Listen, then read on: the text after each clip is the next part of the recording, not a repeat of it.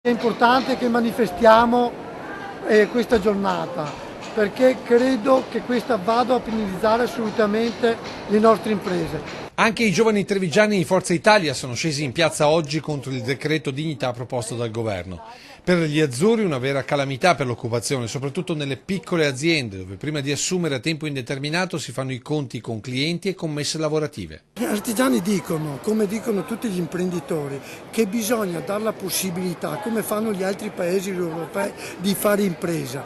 Devi dare un shock fiscale, far sì che le imprese abbiano il lavoro e non ha importanza la questione dei contratti, ma vedrai che saranno gli imprenditori che assumano al posto di uno anche 3 dipendenti. Dai banchi la maggioranza ribatte che nel decreto non c'è solo il lavoro, che comunque non può continuare ad essere precario. Che dopo 24 mesi un'azienda sappia perfettamente se quella persona è valida o se non è valida.